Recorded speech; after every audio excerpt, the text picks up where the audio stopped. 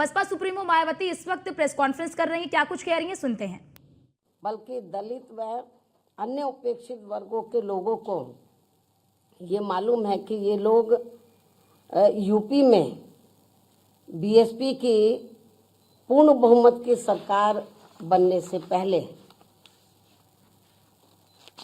यहाँ जातिवादी उच्च वर्गों के लोगों के सामने, यानी कि जो बहुजन समाज के लोग हैं, खास तौर से दलित वर्ग के लोग, यहाँ जातिवादी उच्च वर्गों के लोगों के सामने ना तो चारपाई पर बैठ सकते थे और ना ही उनकी बराबर की कुर्सी पर भी बैठने की हिम्मत जुटा सकते थे। लेकिन सन 2007 में बीएसपी की अकेले पूर्ण बहुमत की सरकार बनने के बाद से ये सब अब काफी कुछ बदल गया है।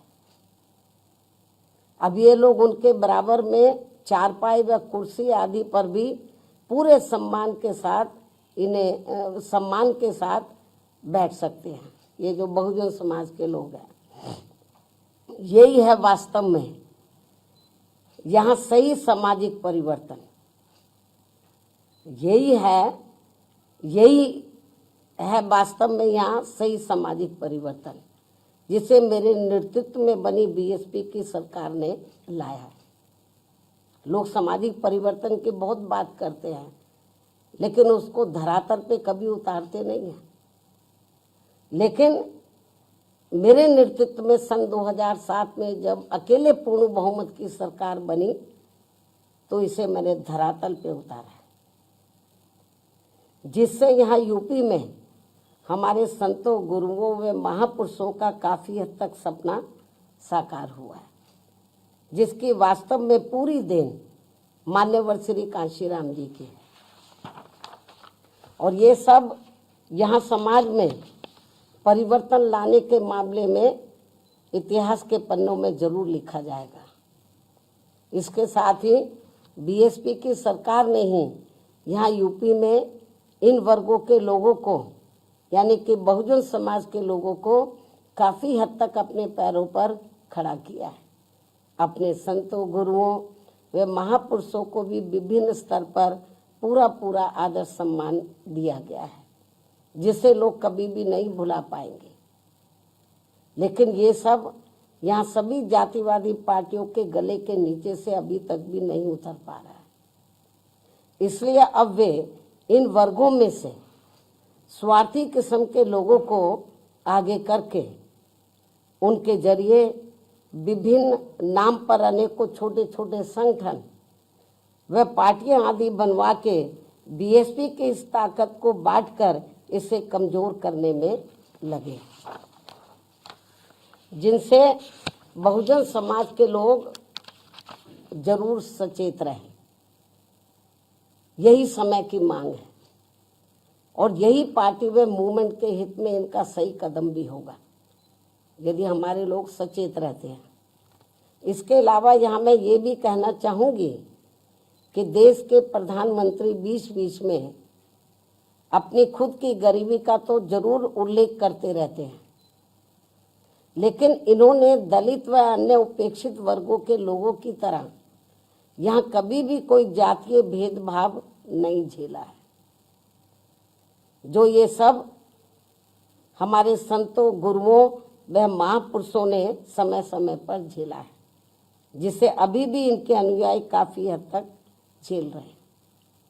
इसलिए पार्टी के मिशनरी व परिपक्व लोगों से आज मेरी ये भी पुरजोर अपील है कि वे ये सभी जरूरी बातें अपने बच्चों व खासकर युवा पीढ़ी को जरूर हमेशा बताते रहें, जिनको तैयार करने की भी वास्तव में सही जिम्मेवारी इन्हीं लोगों की ही है। इस उम्मीद के साथ ही अब मैं पुनः होली आदि के त्योहारों के बीच में इस बार मान्यवर श्री कांशीराम जी की जयंती बड़े जोश व उत्साह के साथ मनाकर इनके अनुयायियों ने जो इनको अपना पूरा आदर सम्मान दिया है तथा मेरे साथ साथ इनके करोड़ों अनुयायियों का भी काफ़ी हौसला बढ़ाया है, उन सभी का हार्दिक दिल से आभार प्रकट करते हुए अब मैं अंत में यही कहना चाहूँगी कि इस समय संसद सत्र चल रहा है, यह आप लोगों को मालूम है, जिसमें देश में आम जनहित के मुद्दों पर कम बल्कि अपने अपने स्वार्थ में राजनीति करने पर ज़्यादा जोर दिया जा रहा है, जो ये अति चिंता की बात है। साथ ही पिछले कुछ समय से वक्फ बोर्ड पर भी सत्ता व विपक्ष द्वारा जो राजनीति की जा रही है, तो ये भी अति चिंता की बात है। और यदि ये मामला समय रहते आम सहमति से सुलझा लिया जाता तो ये ज़्यादा बेहतर होता। केंद्र सरकार इस मामले में जरूर पुनर्विचार करे, सोच विचार करे, ये भी हमारी पार्टी की केंद्र सरकार से पुरजोर अपील है। इस उम्मीद के साथ ही अब मैं अपनी बात यहीं समाप्त करती हूँ। धन्यवाद। जय भीम व जय भारत।